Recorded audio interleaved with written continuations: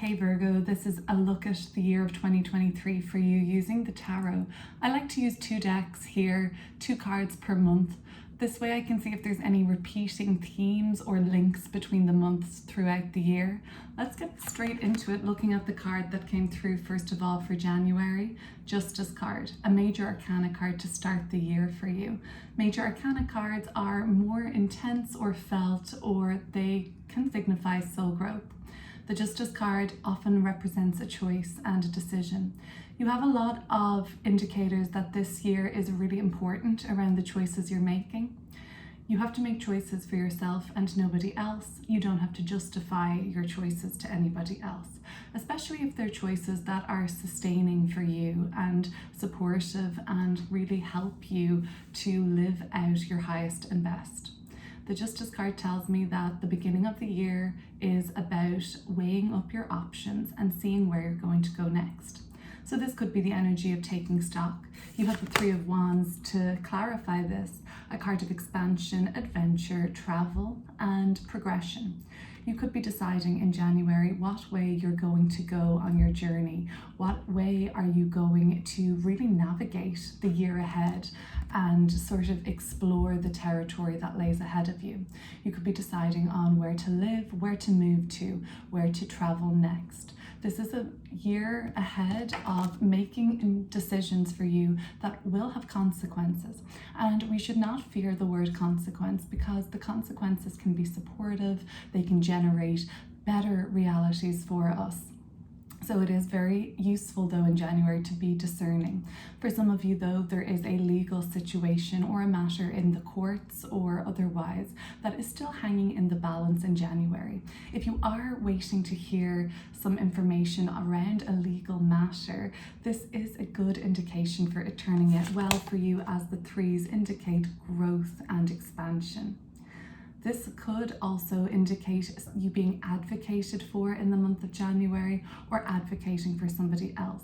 The main thing I see though is decisions still have to be made about your year ahead, about your month ahead, involving what way you are going to navigate your future and what you are actually planning to do over the next, be it 12 months, the year ahead, or over the next course of time. February is an emotional month with 2 cup cards coming through, the 9 of Cups and the 7 of Cups. So we see the 9 of Cups is actually one of our only repeating cards, I believe. So the 9 of Cups shows itself again in November. There is a link between February and November in terms of the emotional experience that you're having. And this is about fulfillment, finding fulfillment. There is quite a clear trigger for you where you're going to be able to figure out in February what does fill your cup up, what makes you feel satisfied, alive, and just really overall happy and content, more than content, like brimming with positivity. And in the 7 of Cups, what is an illusion for you? What's your vices? The 7 of Cups often speaks of vices. The 7 of Cups often speaks of choices, of options, and it being hard to discern what the best choice for you is. As you have a clear head in January, it seems that you're able to really see what would be in highest and best for you.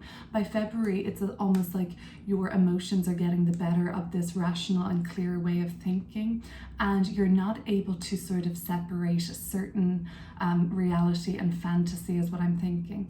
Also, it seems like that there's a very thin illusion at the moment. It's almost paper thin, like it can be broken very easily. So this is a call in February: stop deceiving yourself. You know it makes sense, and you know what doesn't make sense. So there's no need to continue any denial or delusional thinking. There's a clear path that provides happiness for you, that provides mainly long-lasting satisfaction and fulfillment. This becomes obvious to you in February, and it really is obvious where you're deceiving yourself. The 9 of Cups and the 7 of Cups. There can be a lot of indulgence and hedonism when I see this. This is like, I guess, like 9 cups at a dinner table, at a party. I see you at the head of the party. This could mean that you have, literally throwing a dinner table, or I just see you sat around a really big table in February with a lot of people that make you smile, staring right back at you. Of course, the 7 of Cups talks about vices. It talks about letting your hair down. It talks about kind of bringing out that wilder side in yourself. So February might be a good month to have fun, relax, let your hair down and go a little wild, get into that kind of like more primal sense of self and explore your wild side even. But it does seem that many emotional situations appear in the month of February for you to look at and deal with. In March rather, we have another major arcana card. This card looks really similar, just like symbolically and in terms of the image here. It looks really like the Justice card. Somebody in a red cloak representing maybe passion, and they're sitting kind of tall. They're sitting in a place of esteem, high esteem, the reputation. The Hierophant is really based. This person has lived through life experience and now has heaps of knowledge and wisdom as a result. So you are in a place of esteem in March. People are looking to you to provide the answers. They're looking at you to be the teacher. If this isn't necessarily the case, you seem to link up with somebody with a lot of knowledge that is helping you navigate the next steps of your journey. This could be a teacher or a mentor or a guide. The Hierophant tells me that you really feel very embodied in the month of March. You have a real sense of knowing yourself and you feel very strong and healthy. In terms of physical health, it could have been a time at this point where you have eliminated some bad habits or anything like that that is holding you back. Those vices of February, they may have been seeing their last hurrah as you step into a sort of more healthy and full of vitality version of yourself. Information that's shared with you in March becomes really useful. It fills you with wisdom. You really need to take on advice, but really made me remember that you are the wisest counsel. And like I said at the start of the reading, you don't have to justify your choices to anybody. As long as you're making decisions that are going to support what's in highest and best for you, then you really don't need to say any more. In April and May, it seems like this is an extremely transformative time of the year, Virgo. This is going to be when there is a lot of intense soul growth for you and evolution. On the other side of it, you will be reborn again in the later quarter. The last quarter of the year is where I see like a lot of rebirth for you, particularly after your solar return in your birthday season. But in April and May, we have a series of the first eclipses of the year. And this is going to be a time where you may look back at April and May and realize that this is when some of the biggest shifts of your year happened, if not your storyline so far. We have Major Arcana Death card and the Ace of Swords in the month of April. I see this representation of this Death card version. What is this called again? Remember what this instrument is called. It's on the tip of my tongue, but I'm hearing separating the chaff from the wheat or doing a clear sweep, and even the sword energy here in the Ace of Swords. I get a lot of swords so far at the beginning of the reading, like a lot of characters holding a sharp instrument. So of course be careful with sharp instruments as always, but the other thing to sort of note is that there's kind of a severing effect, a cutting away. I think as you make decisions this year, it's really a theme of the year, decision making. That hopefully doesn't put you off, as long maybe you have a lot of Libra placements as a Virgo, but otherwise it just does seem to me like you need to cut and separate the wheat from the chaff. You are making decisions which some of them will involve a kind of leaving behind or cutting away at any old debris that is not really serving you anymore. The Death card is about the death before the rebirth, so we're letting go of a lot of old patterns in April. This is going to feel possibly intense, but at the same time you will know it's right for you. The Ace of Swords is an affirmative card. It's a yes, it's a thumbs up. You are doing the right thing. This is going to be affirmed to you in the month of April by actually hearing yeses, by actually getting the news that, hey Virgo, as a result of leaving this behind, there's a new door opening for you and a new possibility. The essence of Ace are opportunity and possibility, but you have to be the one to take them. An opportunity will come your way in April, so make sure that you're not holding on to any old ways of thinking or situations, people, or a job, a relationship that is past its sell-by date. And at the same time, I think you have a really strong sense of knowing that that's true. So the Death card represents an old way dying, and you are going to be reborn in a really optimistic and loving and blessed and sort of abundant way later on in the fall of 2023, or like the September-October period. But for now, it's going to be a focus on letting go in April. In May, it's going to be a tougher month of the year, potentially, with the Tower card and the Three of Swords. Don't worry, the next month sees you fighting fit again, so to speak, but Tower and Three of Swords. This may be a more tumultuous eclipse season in April and May, whereas the October eclipses for you look much more growth orientated and new beginning and sort of embodied and flourishing and thriving. So I have found this in my anecdotal experience, at least in practicing astrology. We have a couple of eclipse seasons per year in 6-month increments.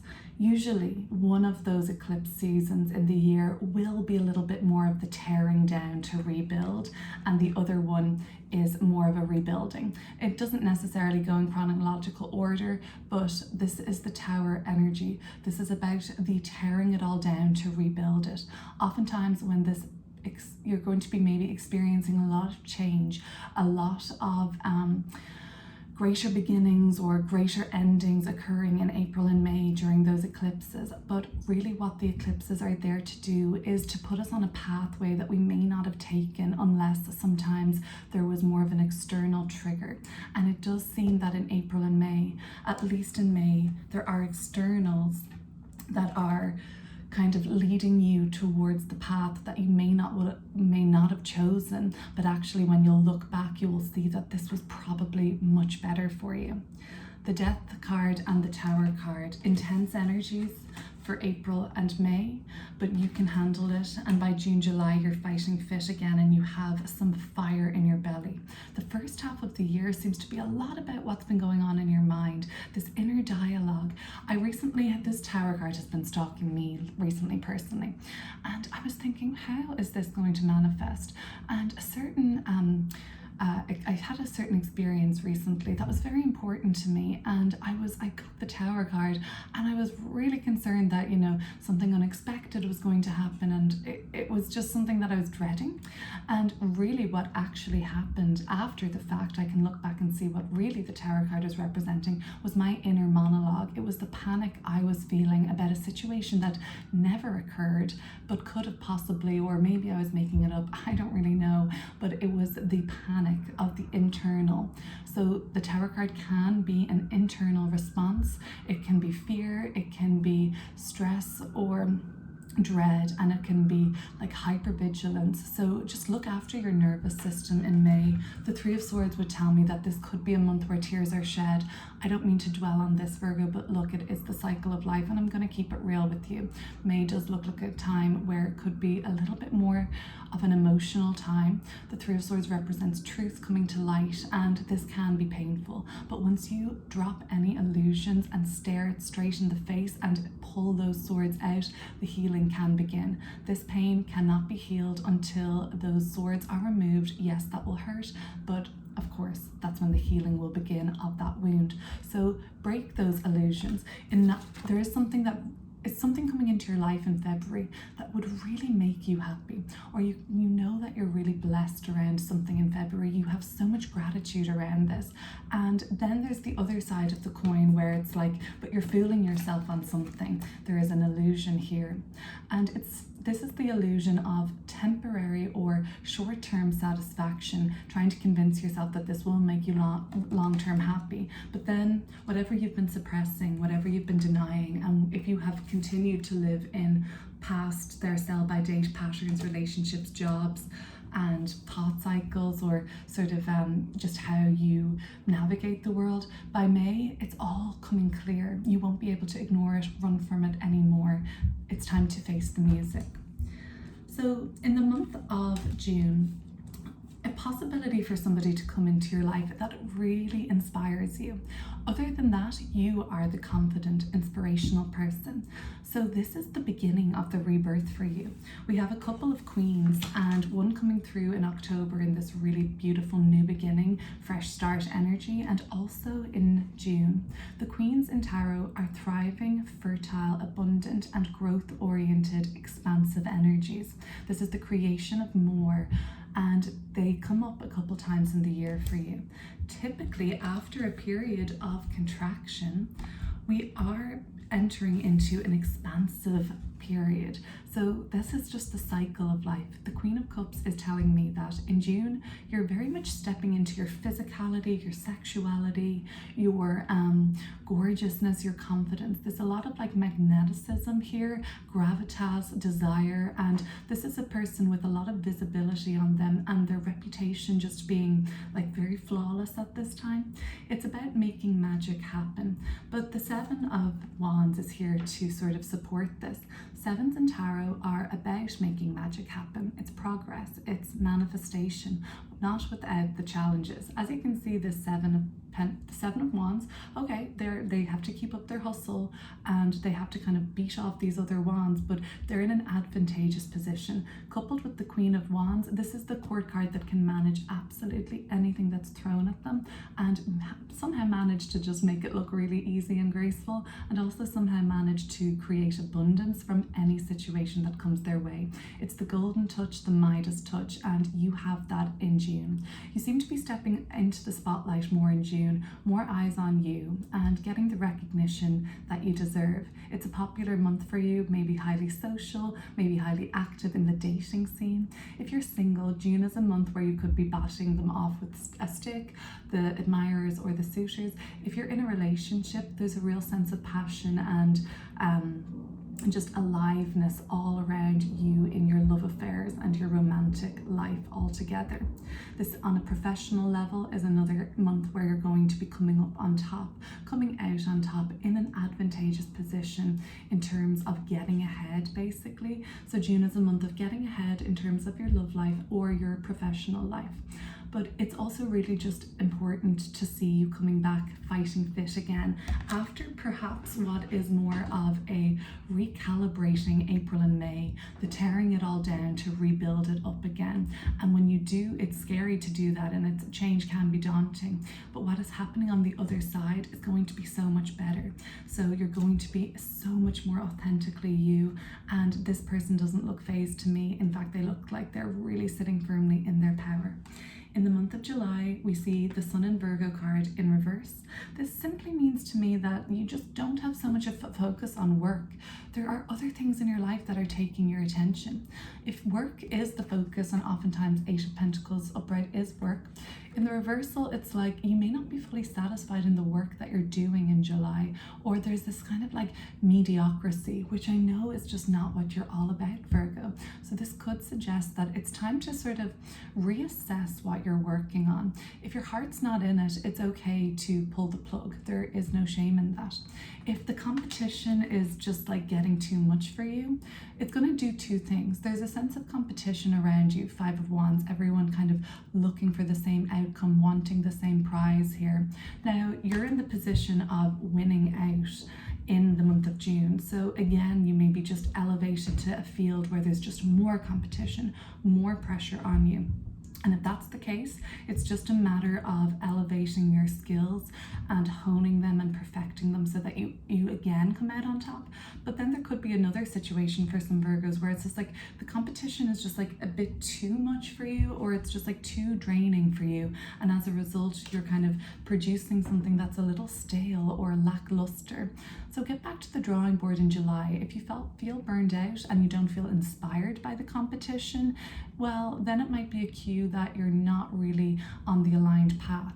But if the competition is more so inspiring you and not invoking envy or jealousy, it's more like, I would really like that. What can I do to get to that place? Rather than, I suppose, just like kind of feeling envious and then, just getting bitter about it or anything. It's not going to be productive. There also could be a lot of drama in the month of July. That's external noise that's just like kind of distracting to you. So in the month of August, this is almost like one of the final challenges of the year in August for you. It's a person that you're dealing with, but oftentimes we can be our own worst enemy, right? So this is one or the other. The King of Swords in reverse is somebody that is an adversity, a person that represents adversity in your life and you have to overcome, or it could be a figure in your life that is overly dominant, authoritarian, even tyrannical. This is not a pleasant energy to deal with. If there is somebody in your life that is coming through and causes you pain or discomfort, belittles you, or makes you doubt yourself, this is going to show up, and it'll ask for your attention here in August. But sometimes we can be our own worst enemy. Oftentimes it's more common, right, that the biggest enemy lies within. Especially when I see the Eight of Swords, this is supported because this person is in a sort of self-limiting belief here. And in fact, they are believing that they're stuck in a place where they're not, and they're believing that there's danger around them. They're also in the Eight of Swords kind of hearing this narrative, oh, you shouldn't make that move, you wouldn't be good enough, that's not for you, you'll never have that. All of these self-limiting beliefs imposing the restriction on ourselves. So this could be coming up in August. This is a challenge for you to overcome. The eights in tarot, 2 in a row, 8 of Pentacles, 8 of Swords, coming up from July and August. It's going to be a time for you to personally transform anything. You're getting like the ability this year, it's like making good decisions for yourself, understanding that your decisions have consequences. And the other theme is a transformation. I can maybe suggest that after 2023, you will not be the same person. We're always changing, we're always growing, and this could be a year of more intense change for you. So it's about changing the way you do things if it's giving you the result that you don't want again and again. There has to be ultimately a transformation. April is when that transformation truly begins with the Death card energy, and then it just kind of, you just start to sort of navigate how that change is embodied by you. The King of Swords. Somebody could really piss you off in August, or you could really see where you are sabotaging yourself. Now, in September, this is where we are kind of on the upward trajectory. I know that is later in the year, and this is just a month-by-month glimpse. It's not to say that every day of each month is going to be carrying the weight of these themes. Not at all. It's just simply something that you could pay attention to, or may come out a little more prominently on a day, a week, whatever it may be. The Lovers card and the Chariot card. An intense month in September, but in the best way possible. This is about major soul growth, and it's happening around you taking something to the next level. A romantic relationship could either come into your life and it will be more like a soulmate, or if you're already in a relationship in September, it seems like that relationship is reaching new elevated heights of connection, intimacy, and really just sort of a vision for the future together. You have a plan with somebody, be it a business partner, a best friend, or a loving relationship. You have plans for the future and you're fully in alignment with this person. I see a soulmate either in your life by September or entering in September. The Lovers card tells me that you are just in a really great place in September, where you feel at least like you're in control again, and that's the Chariot card energy. The Chariot card energy is taking the reins and steering the direction that you wish to go, and it's always in like an upward direction. It's always progress. It's always leveling up and taking things to higher heights than ever before, but it's your willpower and determination that gets you there. At the same time, you get by with a little help from those soulmates that are in your life. But I overall see that September could be a month where a loving relationship or a romantic relationship is really taking front and center, and you feel very free. On a non-romantic relationship level, you just feel really free. And this is also a card of, this used to be called the Choice before it was rebranded to the Lovers a long time ago, because it was depicted, I believe, by a man picking between two women, the lover, the choice. So it's also the card associated with Gemini, which is around choices and duality. Now you're making the best choices possible for yourself. In January, you may be presented with what am I going to do next? And I have to make decisions in January, you may say to yourself, which are going to give, like, there's going to be like certain consequences or longer lasting effects. Nothing is permanent, of course, but the storyline has to play out for a while. Come September, you're just so thrilled with the decisions you've made, and as a result, you've aligned yourself to, it's like a game, it's like a video game, the level up. You have like different kind of bonuses, you have different like goodies and things that you can utilize now that you maybe didn't have before. Continuing that kind of abundant and new beginning orientated energy into October, the Fool card and the Queen of Pentacles. Now we're starting to see this like yellow color emerge, whereas at the beginning of the year it's a little more gray area.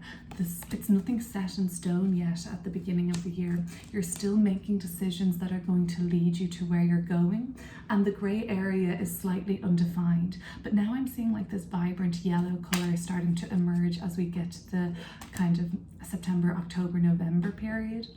So in October, a new beginning occurs in October. It's the second series of eclipses then too, but these ones seem to be focused more around the rebirth and the new beginnings, the fresh energy, the clean slate. The world is your oyster in October, and you set off on your merry way on an adventure.